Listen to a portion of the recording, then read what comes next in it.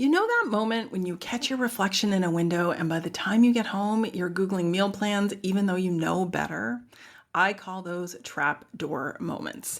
And if you've done the food work, you've made peace with eating the cookie, you reject diet culture, but your reflection can still send you spiraling, it's because body image work isn't the same as food work, and you can't skip it. That's exactly why I created the Midlife Body Image Lab. This is a 6-week guided experiment. It's not a course with modules that you'll feel guilty about not finishing. Each week, you'll test an idea, gather your own evidence, and figure out what's keeping body dissatisfaction in the driver's seat. Because if you skip the body work, the food work will always feel harder than it needs to be. Head to the show notes for the link and let's start closing some trap doors.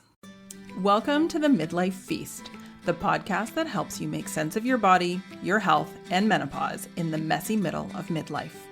I'm Dr. Jen Salib-Huber, intuitive eating dietitian and naturopathic doctor, and author of Eat to Thrive During Menopause.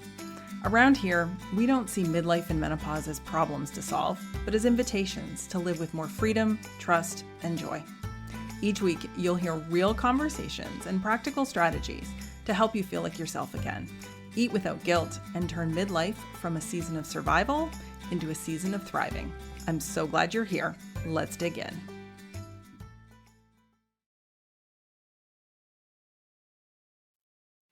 The other week, I was looking for a picture of my kids at a certain age. And as I was scrolling back through old photos, I noticed that there's a stretch of about 3 years where I'm barely in any of them. Or when I am, I'm only showing my head or I'm hiding behind a kid.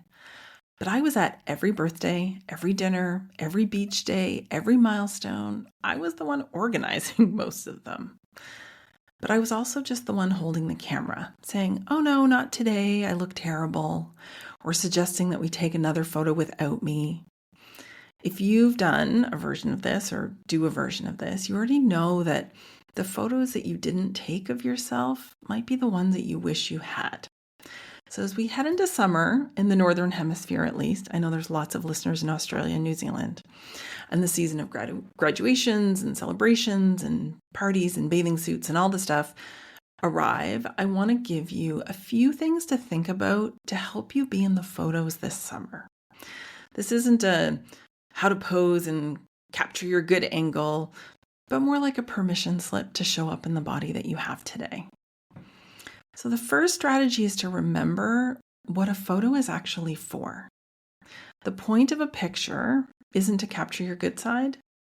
The point of a picture is to capture the moment, because pictures are like time capsules. They're not auditions. When you look back at old family albums or pictures of your kids when they were young or pictures of yourself when you're young, you're not looking at who was most attractive, who looked the best. You're looking at who was there. You're remembering how small your kids were. You're marveling at maybe a sibling and what they look like now compared to them. And you're noticing who's no longer there, who you're missing, the people that you wish were in the picture.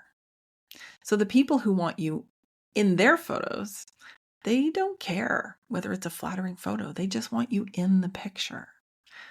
And that is important, I think. And I know that it's hard. I'm not saying it's easy, but remembering the point of a picture, I think, can help center us before we get yanked out of our body into judgment about what it looks like.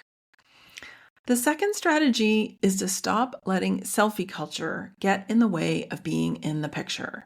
So we have all been trained to take 100 pictures, delete the 99 that we don't like, sharpen, edit, filter, whatever. And then we look at the one picture that we kept and we say, this is the real picture. This is what I really look like.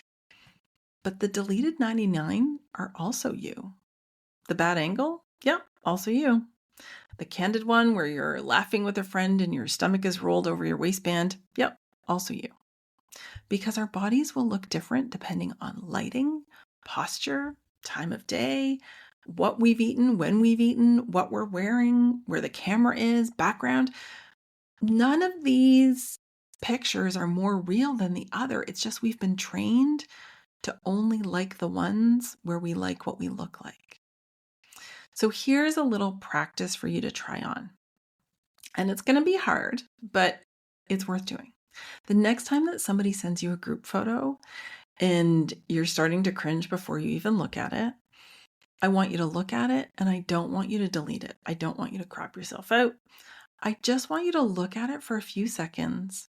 Maybe notice the thoughts and the feelings that come up, but then put the phone down and go about your day. The more we practice not reacting, and the more that we practice seeing ourselves in photos without needing to like them or love them, the less power any single image can have over you. We just came back from the Midlife retreat in Greece, and there were hundreds of pictures taken. I don't love every one of them, but I'm glad that I'm in them. And I know that that is the point of the picture. And so if I come across a picture and I'm like, oh, that's a weird angle, I just move on. So that's a practice. I'm not saying that's easy, but it is a practice that is worth it. And the third one comes from a guest this season. Ever since Kristen Vallejo was on the podcast and was talking about visibility is generosity, I have not been able to get this out of my head. And I've had so many people reach out and say how powerful this was. And I've kind of been thinking about why. And I think it might help you be in the picture. Visibility is generosity because when you stay in the picture, yes, you're giving your kids a photo of their mother. You're giving your friends evidence that the trip happened. You give your future self proof that you were there. And you give every younger woman watching a different script about what aging is, quote, supposed to look like. Women in midlife have been taught to step out of the frame, to get out of the way. We're told, wear darker colors, don't wear large prints or small prints. I can never remember. Make sure that your swimsuit is, flattering, etc. When you refuse and push back on that and stay visible in the body that you have today, you're showing the women 10 years behind you, 20 years behind you, 30 years behind you that a midlife body is something to live in, out loud, in the picture. When we hide from the camera because our bodies have changed, we're inadvertently teaching the next generation that this is what you do when your body changes. And I don't know about you, but that is not the legacy that I want to leave. So your only assignment for this summer, you don't have to like every photo. You don't have to love every photo. You don't even have to feel beautiful in every photo. You don't have to learn the newest pose. You just have to be in them. Be in the photo at the wedding. Be in the photo at the beach. Be in the photo at the dinner table. Be in the photo in the dress that you weren't sure about, but you like anyway. Be in the photo because you were there. The moment matters, and the world needs more pictures of women in midlife living in their bodies. I'm sure you have a friend who needs to hear this, so I'd love if you'd share this episode with her. And if this episode helps you keep a photo instead of deleting it, I would love to hear that too. And you can always send me fan mail through the podcast website, and I love hearing when these episodes resonate with you. And if you're listening to this in the week of May 11th before May 16th and you think, oh, I really want some support with this before summer, there are still a couple of spots left in my 6-week body image lab. The link is in the show notes, and if you're listening to this after May 16th, there will be a link for the waitlist. Thanks for tuning in. I can't wait to see the photos. Thanks for joining me for this episode of the Midlife Feast. If you're ready to take the next step towards thriving in midlife, head to menopausenutritionist.ca to learn more about my one-to-one and group coaching programs, free resources, and where to get your copy of Eat to Thrive during menopause. And if you've loved today's conversation and found it helpful, please share it with a friend who needs to hear this and leave a review wherever you listen to podcasts. It helps so many more people just like you find their way to food freedom and midlife confidence.